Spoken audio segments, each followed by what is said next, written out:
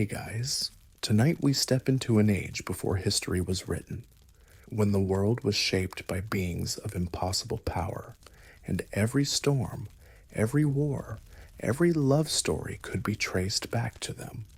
The Greek gods weren't just myths, they were the rulers of fate itself, and their stories, they're filled with creation, betrayal, and battles that shook the heavens.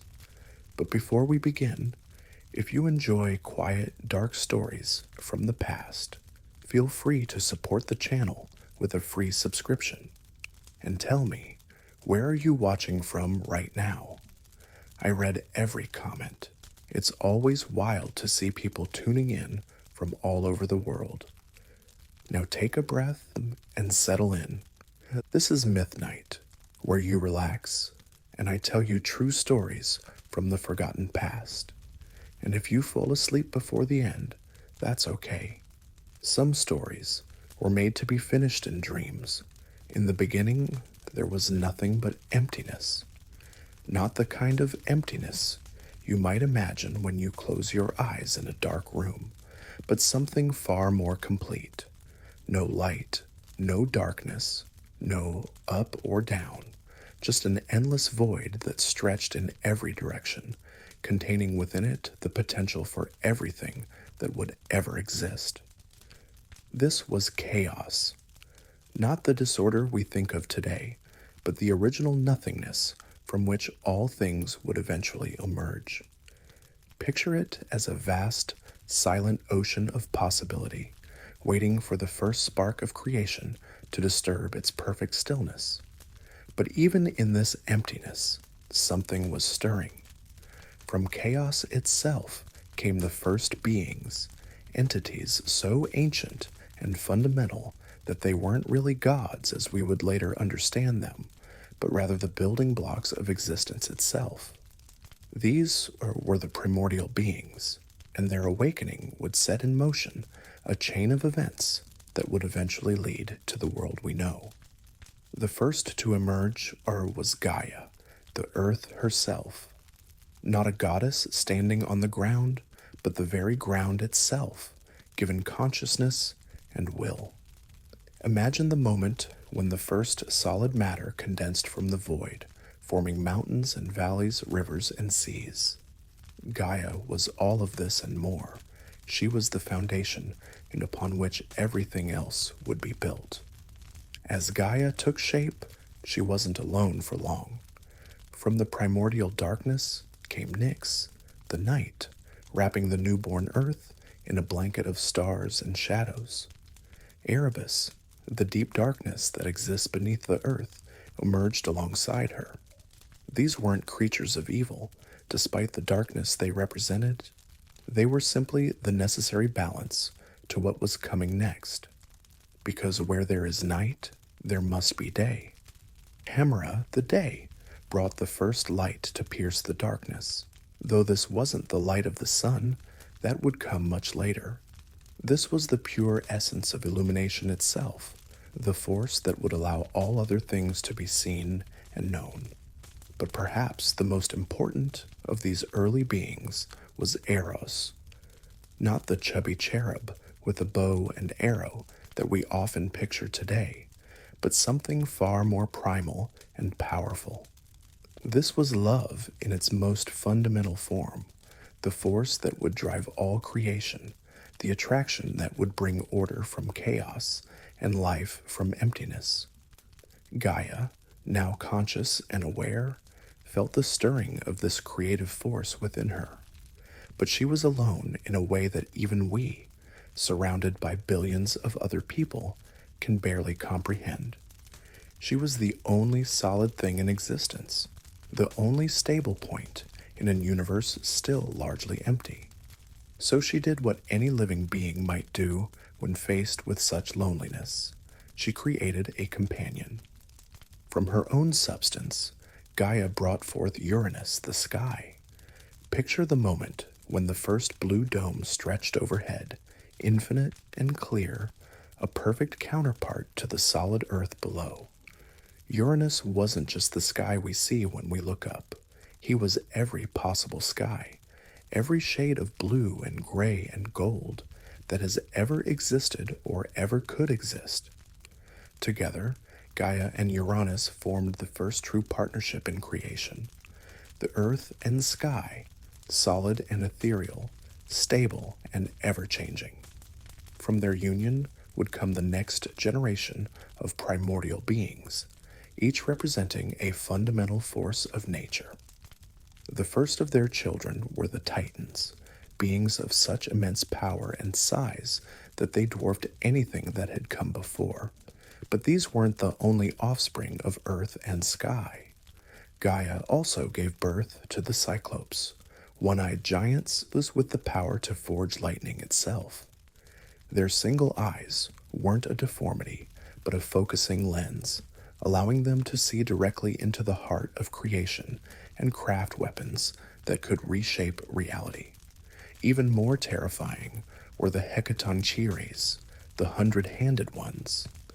Each possessed 50 heads and 100 arms, making them the ultimate warriors, capable of fighting armies single-handedly. The sound of their approach was like thunder rolling across the landscape, their many hands working in perfect coordination to build or destroy on an unimaginable scale. But Uranus, though looking upon these strange and powerful children, felt something that would echo through generations of divine families: fear. Not fear for his own safety, but fear of being surpassed, of losing his position as the supreme power in the universe. So he made a decision that would haunt both him and his descendants for eons to come. One by one, as Gaia gave birth to their children, Uranus forced them back into her womb, trapping them in the deep places of the earth. The Cyclopes vanished into hidden forges far below the surface. The Hecatoncheires were bound in darkness so complete that even their 100 eyes could see nothing. And most tragically of all, the Titans, beings who should have been free to roam the earth and sky, found themselves prisoners before they had even truly lived. Gaia felt each imprisonment like a physical wound. These weren't just her children. They were parts of herself, and their suffering became her suffering. For countless ages, she endured this pain in silence, but deep within the earth, anger was building like pressure in a volcano. She was the earth itself, patient and enduring, but even the earth has limits to what it can bear. The breaking point came with the birth of her youngest son, Cronus. Unlike his older siblings, Cronus possessed not just strength, but cunning. When Uranus moved to imprison him as he had the others, Gaia was ready. She had spent long years in the darkness, crafting something from her own substance, a sickle made from the hardest stone in existence, sharp enough to cut through divine flesh. As Uranus descended to imprison his newest child, Gaia pressed the weapon into Cronus's hands and whispered a single word: "Now." What happened next was swift and terrible. Cronus struck with the precision of someone who had spent his entire short life planning this moment. The sickle bit deep, and Uranus cried out in pain and shock, his blood falling like silver rain onto the earth below. But this wasn't just any blood. This was the life force of the sky itself, and where it touched the ground, new life immediately began to spring forth. From these silver drops came the Erinyes, the Furies, goddesses of vengeance, who would forever after pursue those who committed crimes against family. The giants also rose from this divine blood, beings of enormous strength who would one day challenge the gods themselves. And most beautiful of all, from the blood that fell into the sea, came Aphrodite, the goddess of love and beauty, rising from the foam like a pearl from an oyster. As Uranus retreated to the highest reaches of the sky, wounded and furious, he called down a curse upon his attacker. "Just as you have overthrown me," he declared, his voice echoing across the cosmos, so too will one of your own children overthrow you. The cycle of violence you have begun today will not end with you. But Cronus, drunk on his victory and the taste of power, paid little attention to his father's words. He had won. He was now the ruler of the universe, and he would not make the same mistakes Uranus had made. His first act was to free his siblings from their underground prison. One by one, the Titans emerged into the light they had been denied for so long. Oceanus came forth, bringing with him the power over all the world's waters. Tethys followed, his wife and the mother of all rivers.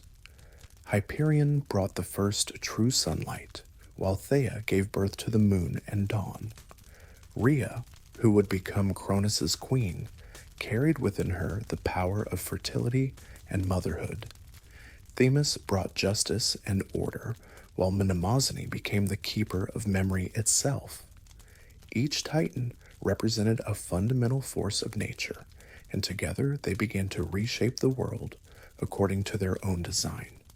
This was the golden age of the Titans, a time when the world was younger and wilder than it would ever be again. The Titans didn't rule from a distant mountaintop, but were intimately connected to the forces they controlled. When Oceanus flowed, the rivers of the world flowed with him.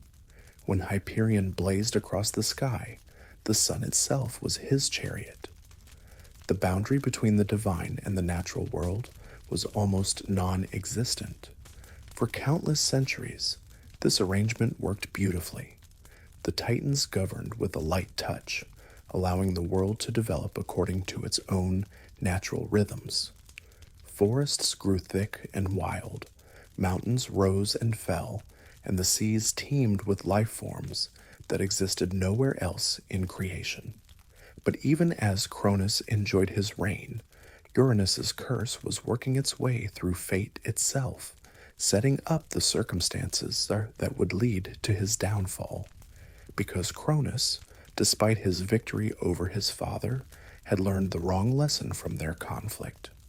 Where he should have learned the danger of fearing one's own children, he instead learned to fear them even more.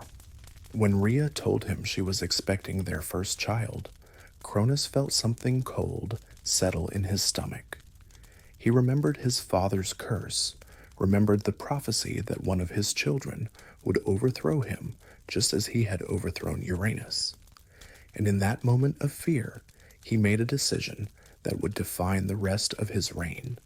The child was born healthy and strong, with the potential to grow into a powerful god. But Cronus never gave him that chance. Before Rhea could even properly hold her newborn son, Cronus snatched him away and swallowed him whole, trapping the infant in the darkness of his divine stomach. Rhea's scream of anguish echoed across the world, but Cronus remained unmoved.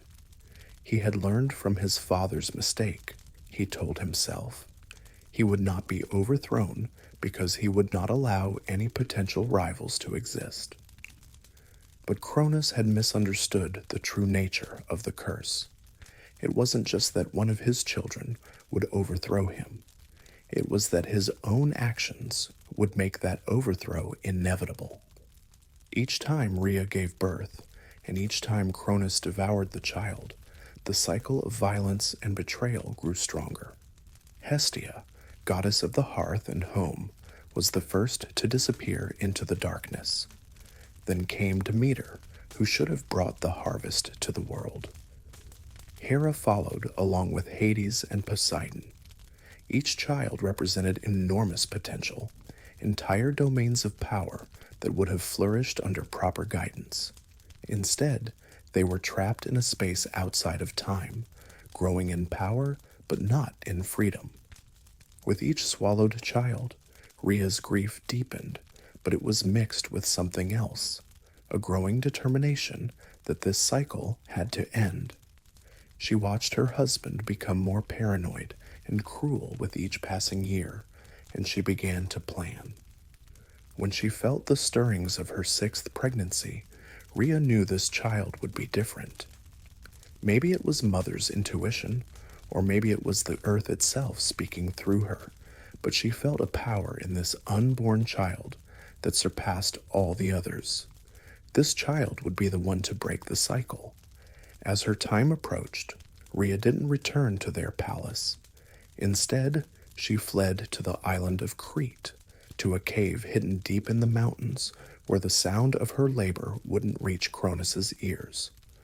There, surrounded by nymphs and protected by the Curetes, divine beings who clashed their shields and spears to mask the baby's cries, she gave birth to Zeus. But Rhea's cleverness didn't end with the hidden birth. She knew Cronus would expect her to return with the child, would be waiting to claim his latest victim. So she wrapped a stone in swaddling clothes, disguising it to look and feel like a newborn baby, and returned home. Cronus, perhaps blinded by his own paranoia, didn't notice the deception.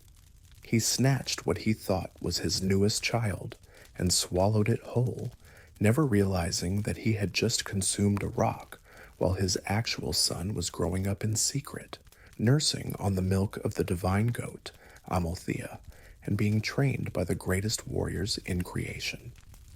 Zeus grew quickly, as divine children do, but his childhood was unlike any other god's.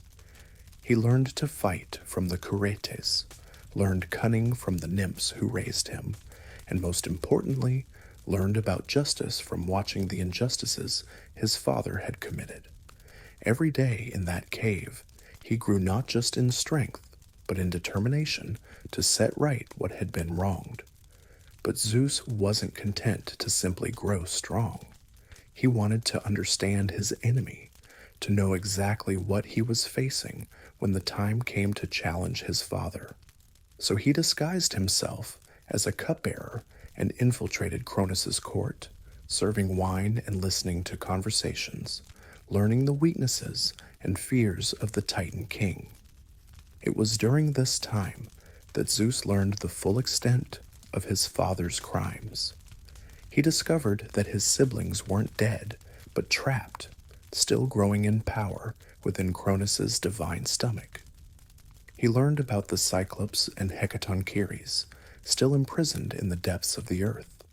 And most importantly, he learned that Cronus himself was afraid, terrified that his reign would end just as his father's had. That fear would become Cronus's downfall, because Zeus, unlike his father and grandfather before him, wasn't just planning to overthrow a tyrant. He was planning to break the cycle entirely, to create a new kind of divine rule based on justice rather than fear. The plan Zeus devised was as simple as it was brilliant. During a great feast celebrating another year of Cronus's reign, Zeus approached his father with a special cup of wine. But this wasn't ordinary wine. It was mixed with a powerful emetic, a substance that would force even a divine stomach to give up its contents. Cronus, unsuspecting, drank deeply. The effect was almost immediate. His divine stomach began to convulse, and one by one he vomited up his children, not as the infants he had swallowed, but as full-grown gods, each radiating power and barely contained fury. First came Poseidon, god of the sea, his trident already forming in his hand as he emerged. Then Hades, lord of the underworld, his eyes dark with the knowledge of death and judgment. Hera appeared in all her queenly glory, followed by Demeter with grain already sprouting from her fingertips, and finally Hestia, her gentle presence bringing the first sense of true home the world had known in ages. The sight of his grown children, standing before him with power equal to, or greater than his own, filled Cronus with the very fear he had spent centuries trying to avoid. But it was too late. The prophecy had fulfilled itself, not despite his efforts to prevent it, but because of them. What followed was not a single battle, but a war that would reshape the very foundations of reality. The Titanomachy, as it came to be known, was unlike any conflict before or since.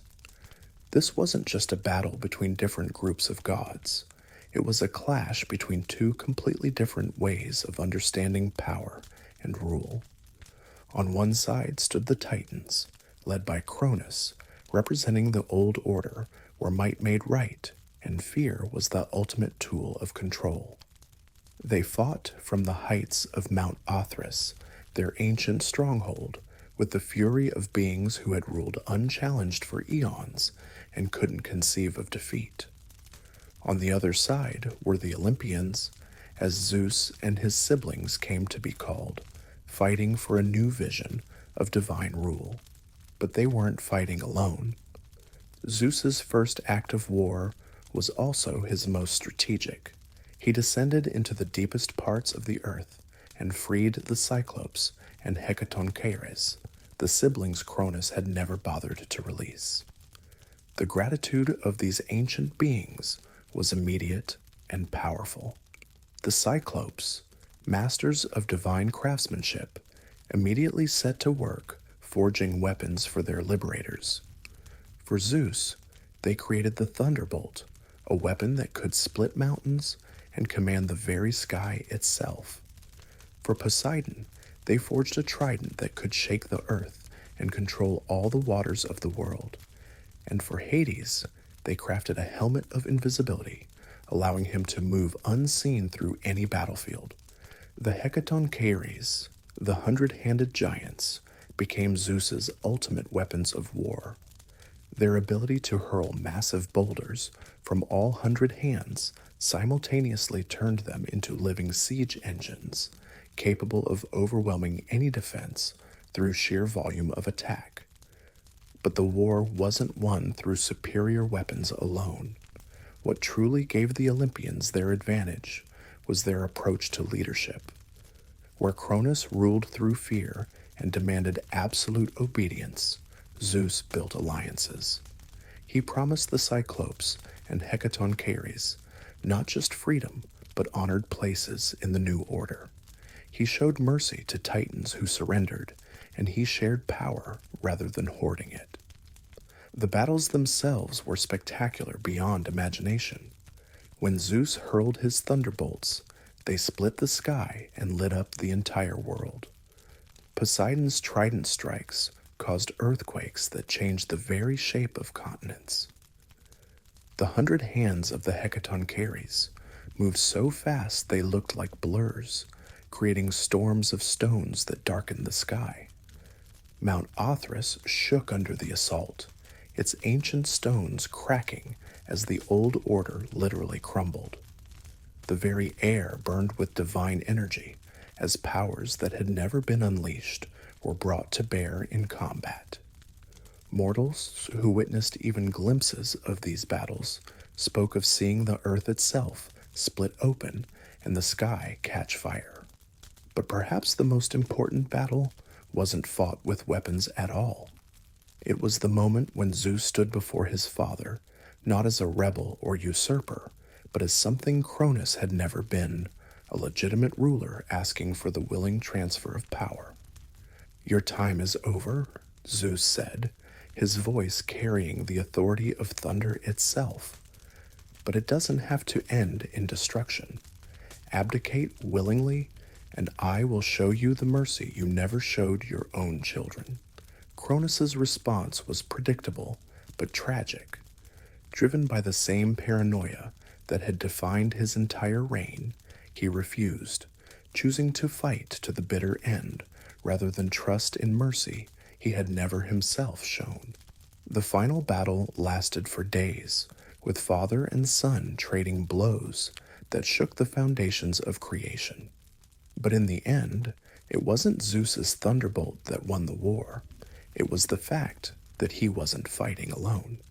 His siblings stood with him, their combined power representing something Cronus had never understood, the strength that comes from unity rather than domination. When Cronus finally fell, it wasn't with the dramatic flair of his father Uranus. He simply collapsed, exhausted and defeated, his power spent, and his reign ended. Some say Zeus cast him into Tartarus, the deepest part of the underworld, there to remain until the end of time. Others claim he was exiled to the distant edges of the world, where he rules over a blessed land beyond mortal reach. But Zeus's victory was about more than just defeating his father. It was about proving that divine rule could be different, that power could be shared rather than hoarded, and that justice could triumph over fear. The first act of the new king of the gods was to establish a new home for the divine family. Mount Olympus, the highest peak in Greece, became their fortress and palace. But unlike the hidden strongholds of previous divine generations, Olympus was meant to be seen.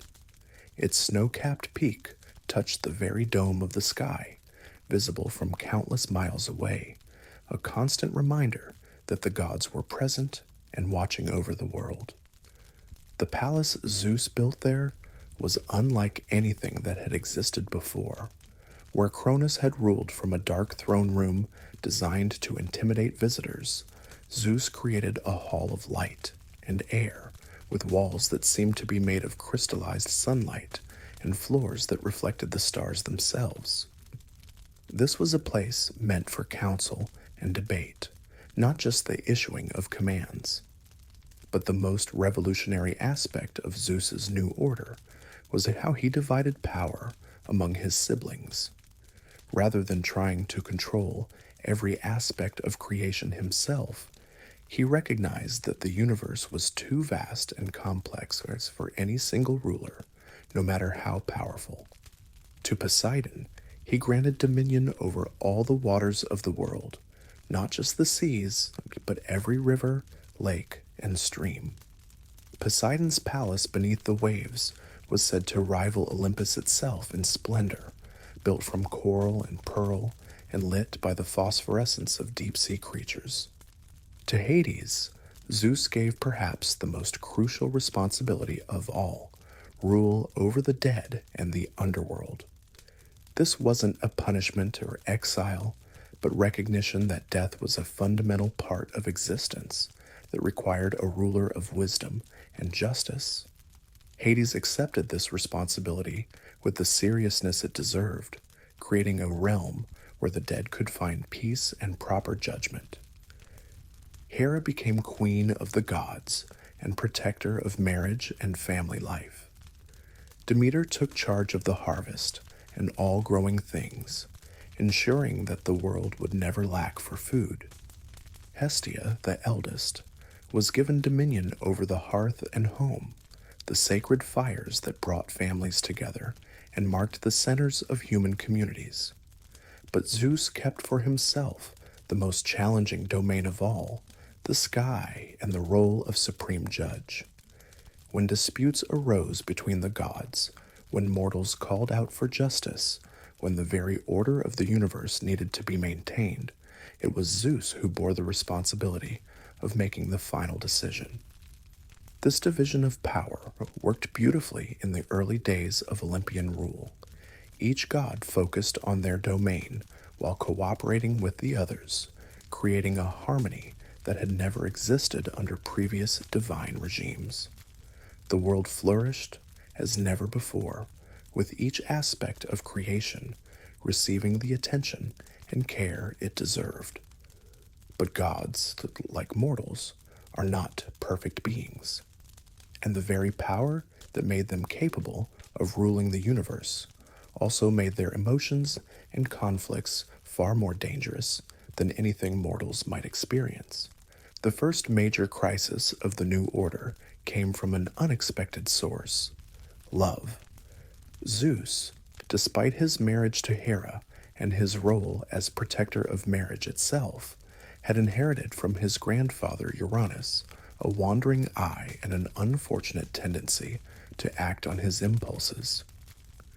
His affair with the Titaness Metis was more than just a personal indiscretion. It threatened the very stability of the new order. Metis was the goddess of wisdom and cunning, and when she became pregnant with Zeus's child, a prophecy emerged that their offspring would be even wiser and more powerful than Zeus himself. The echo of Uranus's original curse seemed to hang in the air. Here was the same pattern repeating itself, a ruler fearing his own child, terrified of being overthrown just as he had overthrown his predecessor. But Zeus, to his credit, recognized the trap he was walking into. He had seen what fear and paranoia had done to his father and grandfather, and he was determined not to repeat their mistakes. His solution was characteristically bold and entirely unprecedented. Rather than trying to destroy the child or imprison Metis, Zeus chose to incorporate them both into himself. In a feat of divine transformation, he convinced Metis to take the form of a fly, then swallowed her whole, not as an act of violence, but as a merger that would allow her wisdom to become part of his own judgment. The child born from this union was Athena, who emerged fully grown from Zeus's head, already clad in armor and radiating wisdom. Rather than being a threat to Zeus's rule, she became one of his most trusted advisors, proving that the cycle of overthrow could indeed be broken through wisdom rather than fear. But Hera's reaction to her husband's infidelity set a different kind of precedent. Her rage was magnificent and terrible, shaking the very pillars of Olympus. She didn't just feel betrayed as a wife, she felt diminished as a goddess, her role as protector of marriage made meaningless by her own husband's actions. This marked the beginning of a pattern that would define much of Olympian mythology.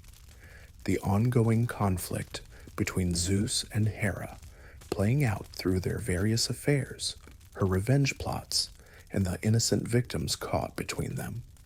It was a reminder that even gods struggle with the same fundamental challenges that face all thinking beings: how to balance personal desires with responsibilities, how to handle jealousy and betrayal, how to maintain relationships when power dynamics are involved. The birth of other gods continued to expand the Olympian family, each new addition bringing their own domains and their own potential for both harmony and conflict. Apollo, god of music, poetry, and the sun, brought artistry and beauty to the world, but also pride and sometimes ruthless justice. His twin sister Artemis became the guardian of the hunt and protector of young women, fiercely independent and sometimes harsh to those who crossed her. Aphrodite's arrival on Olympus brought love and beauty, but also the chaos that comes when passion overwhelms reason. Her marriage to Hephaestus, the god of fire and forge work, was meant to bring stability, but her affair with Ares, the god of war, showed that even divine marriages could be complicated by desire and incompatibility.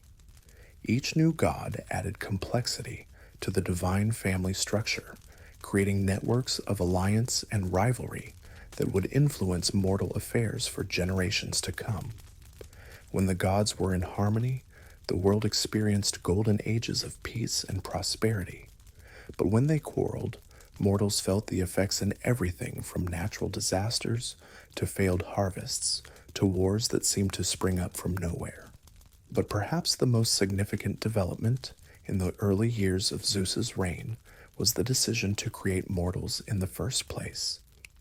The world had been beautiful and wild under the Titans, but it had also been largely empty. The gods themselves were few in number, and their divine nature meant they experienced existence very differently than smaller, more limited beings might. The idea of creating mortals came from Prometheus, one of the Titans who had sided with Zeus during the war. Prometheus possessed a unique gift for foresight, and he could see that the world needed inhabitants who could appreciate its beauty, who could struggle and grow and create meaning through their limited lifespans. But the creation of humanity wasn't a simple process.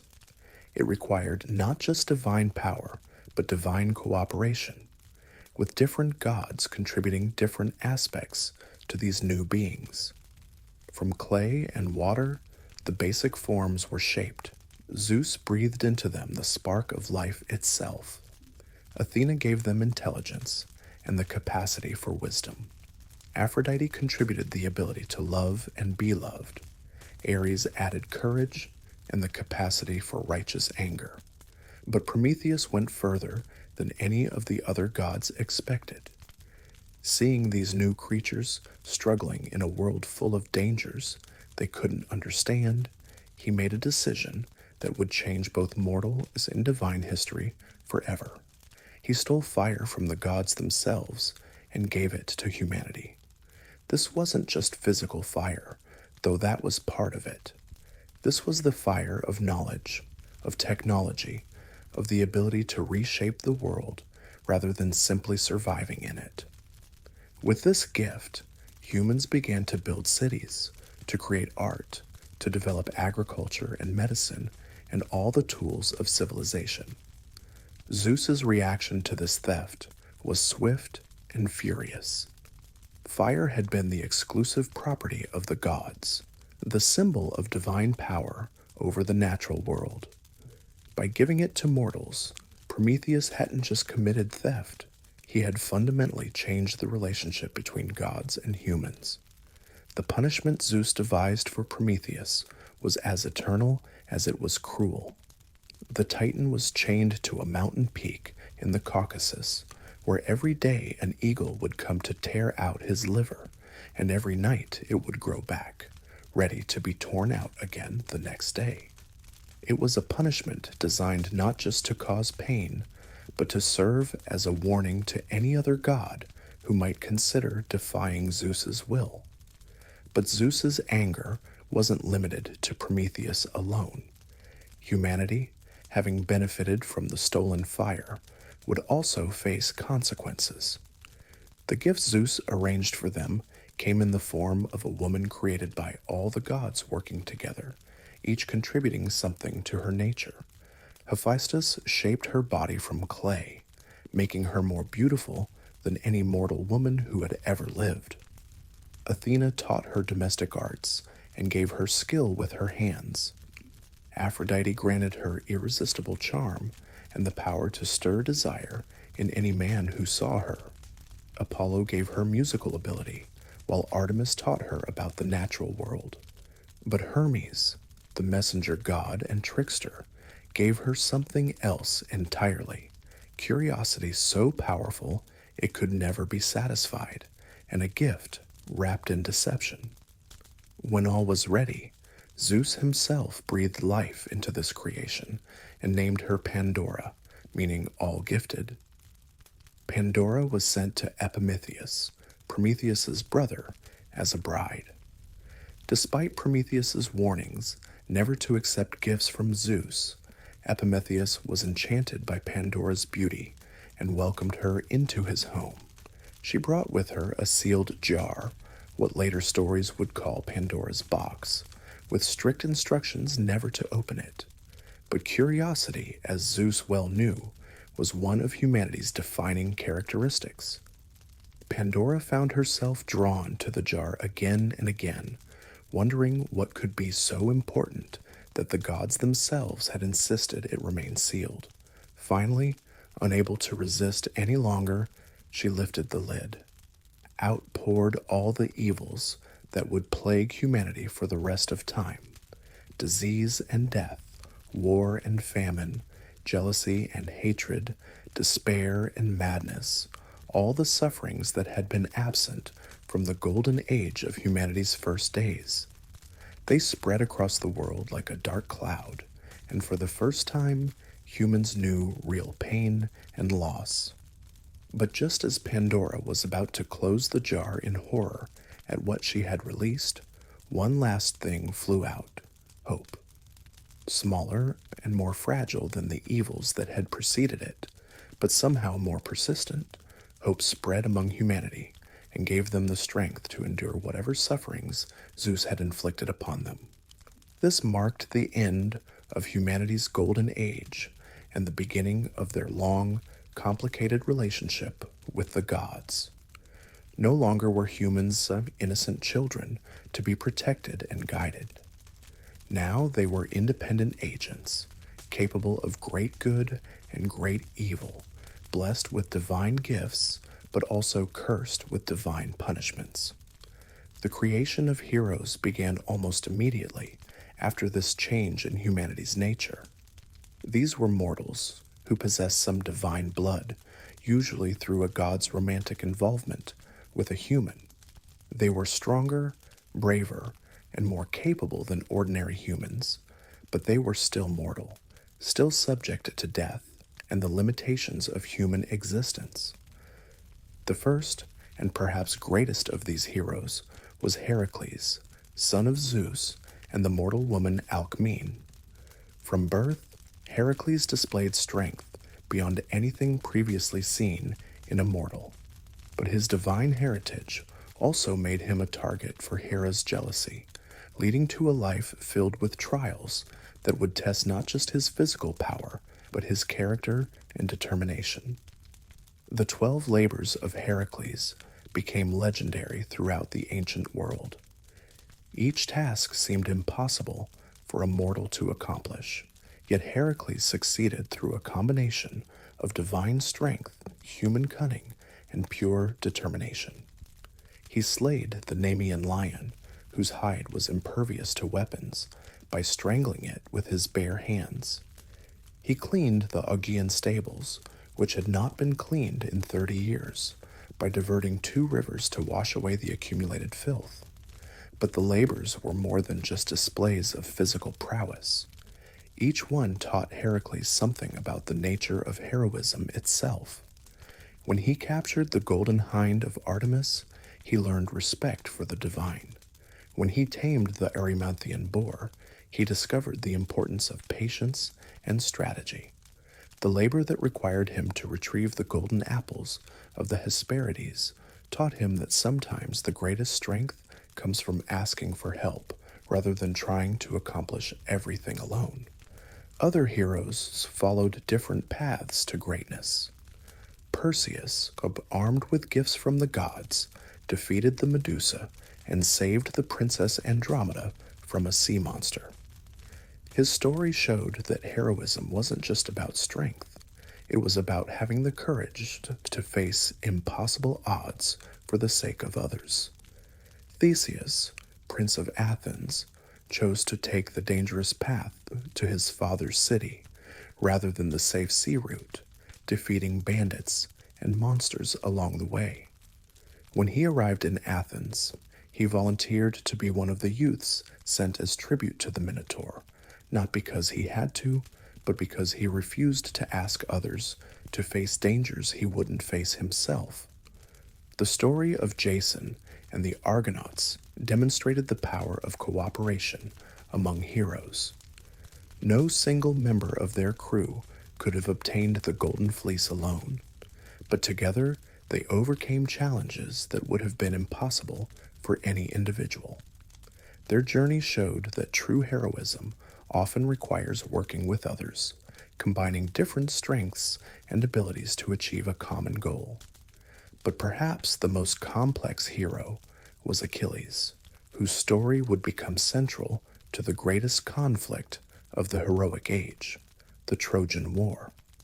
Achilles possessed strength and skill in battle that made him nearly invincible, but he also had a temper and pride that would ultimately lead to tragedy for both himself and countless others. The war began with what seemed like a minor incident, the judgment of Paris, a Trojan prince who was asked to decide which of 3 goddesses was the most beautiful. Hera, Athena, and Aphrodite each offered him bribes for his vote. Hera promised him power over all of Asia. Athena offered wisdom and skill in battle that would make him the greatest warrior alive. But Aphrodite's offer was the most appealing to a young man. She promised him the love of the most beautiful woman in the world.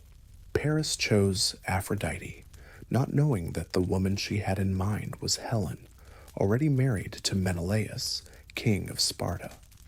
When Paris visited Sparta and fell in love with Helen, she returned his feelings, and they fled together to Troy. But this wasn't just a simple elopement. Helen's beauty had made her the most desired woman in Greece, and when she married Menelaus, all her other suitors had sworn an oath to defend that marriage. The result was the largest coalition army ever assembled in the ancient world. Nearly every major Greek hero joined the expedition to Troy, each bringing their own ships and warriors. Agamemnon, Menelaus's brother, commanded the overall force. Achilles brought his myrmidons, warriors trained from childhood to fight as extensions of their leader's will. Odysseus came with his reputation for cunning and strategy. Ajax arrived with his incredible size and strength.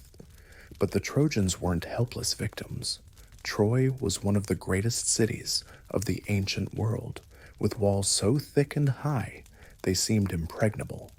Prince Hector, Paris's brother, was acknowledged as one of the finest warriors of his generation. The Trojan allies included some of the most formidable fighters from across the known world. What made this conflict different from ordinary human wars was the level of divine involvement. The gods didn't remain neutral observers. They chose sides and actively participated in the fighting.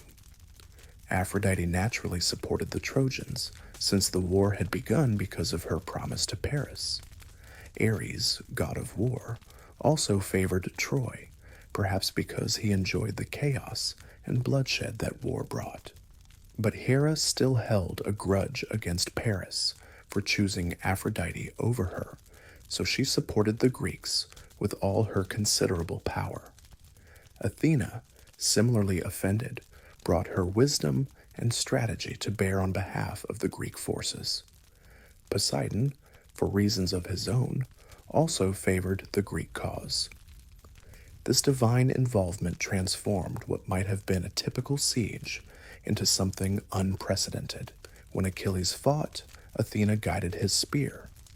When Hector defended the walls of Troy, Apollo protected him from harm.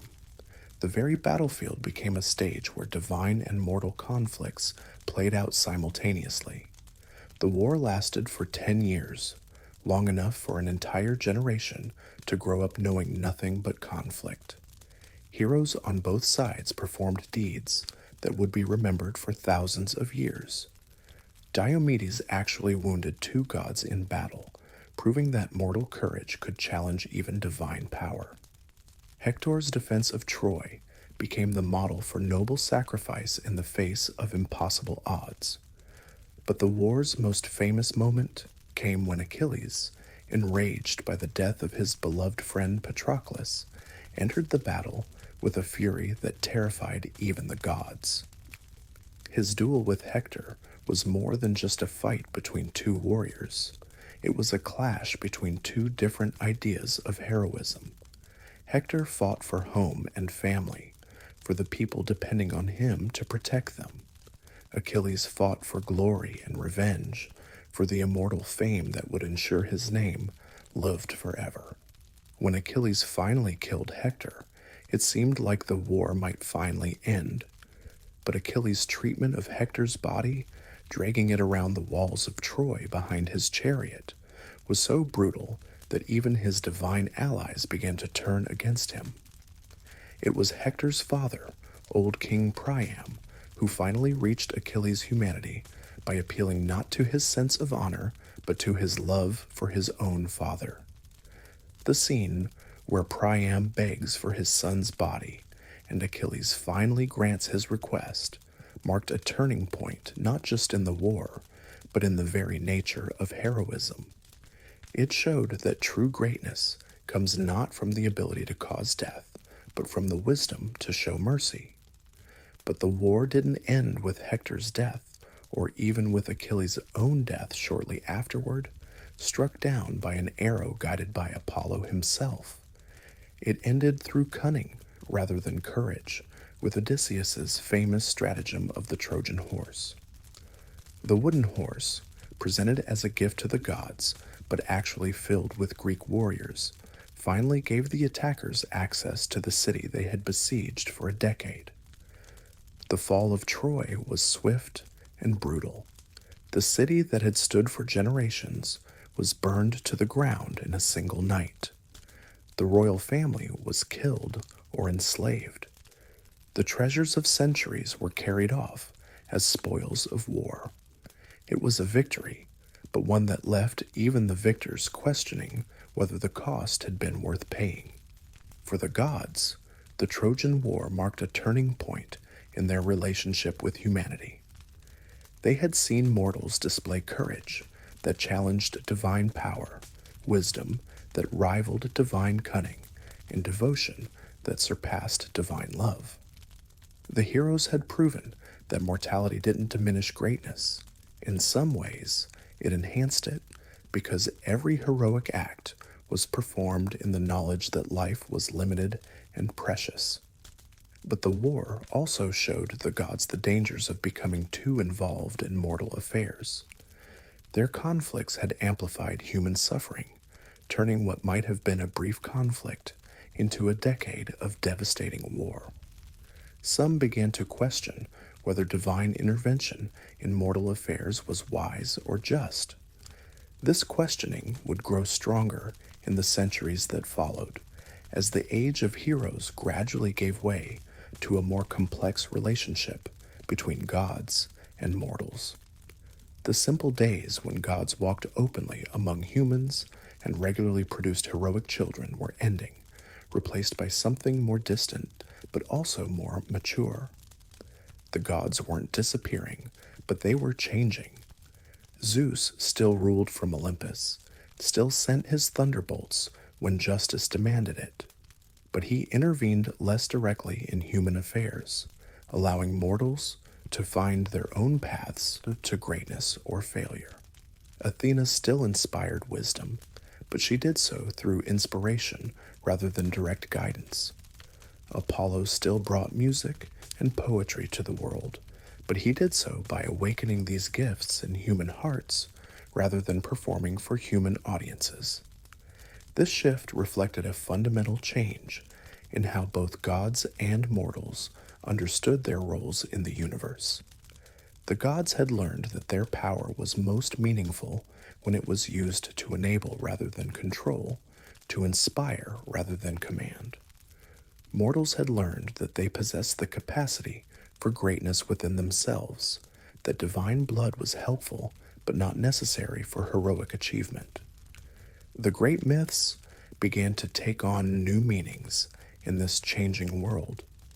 The story of Prometheus was no longer just about a titan who stole fire for humanity. It became a symbol of the responsibility that comes with knowledge and power. The labors of Heracles weren't just tales of physical strength, but lessons about perseverance, wisdom, and the importance of helping others.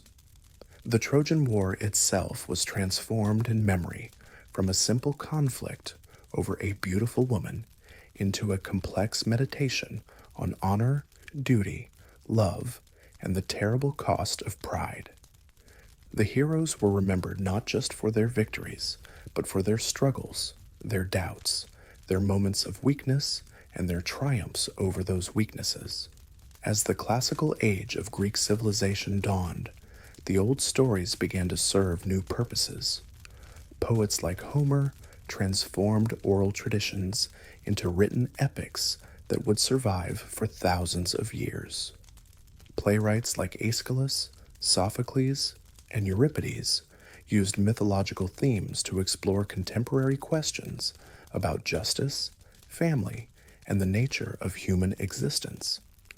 Philosophers began to interpret the myths symbolically, seeing in the stories of gods and heroes reflections of psychological truths and moral principles.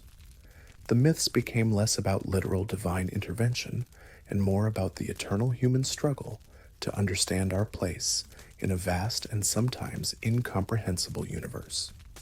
But even as the stories changed, their essential truths remained constant. The tale of Zeus overthrowing Cronus continued to resonate because every generation faces the challenge of building something better than what came before, the story of Pandora's box remained relevant because every human society must grapple with the unintended consequences of progress and discovery. The heroes continued to inspire because their stories showed that ordinary people could rise to extraordinary challenges. Hercules didn't succeed in his labors because he was perfect. He succeeded because he refused to give up, even when the tasks seemed impossible. Perseus didn't defeat the Medusa because he was the strongest warrior. He did it because he was clever enough to use her own power against her. These lessons became part of the foundation of Western civilization, influencing everything from literature and art to political philosophy and moral reasoning. The Greek understanding of heroism, that true greatness comes from character rather than power, from service to others rather than personal glory, became a model that would inspire countless generations.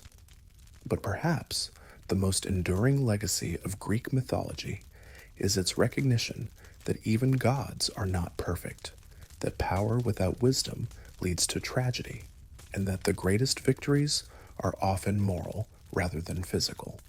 The stories acknowledge that life is difficult, that suffering is inevitable, but that meaning can be found through courage, compassion, and the determination to create something beautiful even in the face of darkness. As we reach the end of this long journey through the myths of ancient Greece, it's worth reflecting on why these stories have survived for over 2 millennia.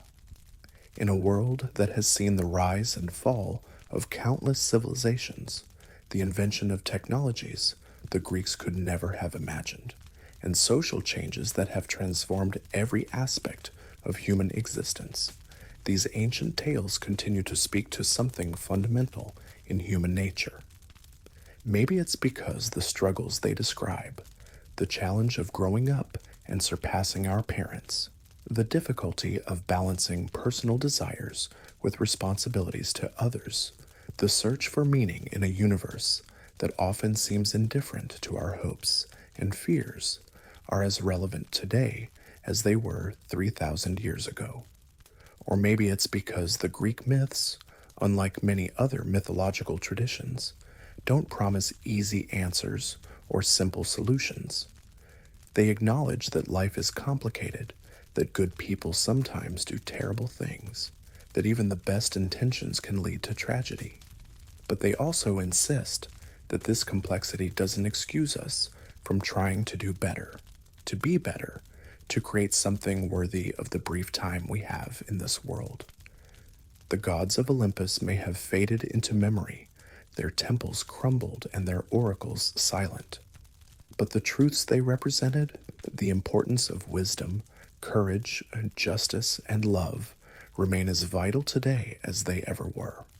In their stories, we find not escape from the modern world, but a deeper understanding of what it means to be human in any age. As you drift off to sleep tonight, perhaps you'll dream of heroes setting off on impossible quests, of gods walking among mortals, of a time when the world was younger and wilder and full of magic that was as dangerous as it was beautiful. And maybe, in those dreams, you'll find echoes of the courage and wisdom that the ancient Greeks believed were the birthright of every human soul, waiting to be awakened by the right story, told at the right moment under the vast and starry sky.